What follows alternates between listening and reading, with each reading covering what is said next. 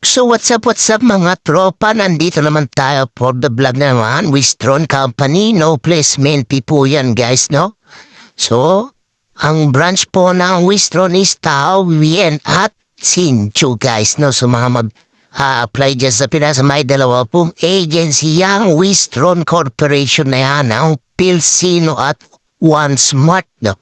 So papakita natin yung address niyan guys sa Pinas, yung pong dalawang agency may hawak sa Wistron Corporation, no placement P po. Inulit po natin, no placement P.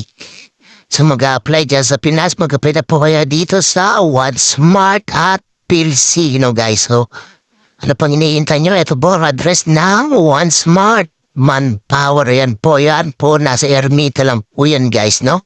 So isa pong agency na may hawak sa Wistron ng Pilsino guys, nasa Paranaque, yan po, nasa Munwak, Paranaque, yan po yung address. So mag-apply na po kayo dito sa dalawang agency ato, no? So yan po yung mga requirements, papakita natin, yan po mga valid ID, magpa-xerox na po kayo, lahat po nandyan po is pa-xerox nyo. No guys, no? Agahan nyo lang kung pumunta dyan kasi may mga pila po yan for line up na po kasi yan mga guys, no?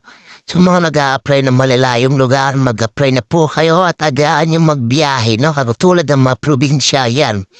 Sa Manila rin, agahan nyo rin kasi traffic dyan, sobra guys. So, by numbering po ang nilalagay dyan sa pagla-line up, no?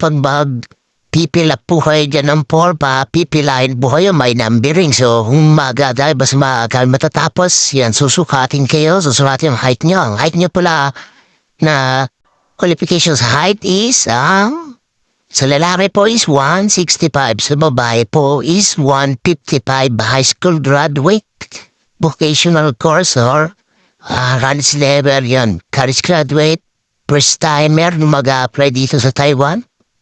Apply na po kayo guys. So, ang exam niya po is MDAS po. Karamihan po ay MDAS math po yan, no guys, logic, no? Logic. Tapos abstract yung mga kakaibang drawings. So po yung naiiba. Yun po yung mga kalimitan exam dyan, no guys, no?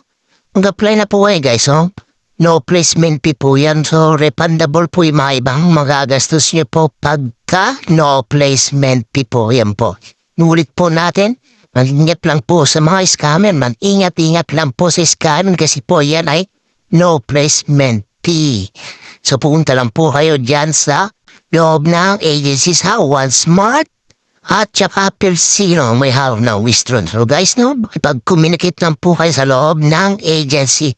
Wala pong babayaran, sino man manghihingi ng gikas, wala po. Subscribe naman po sa aking YouTube channel para update po kayo sa bago natin vlog. Patungo tayo sa laban and God bless.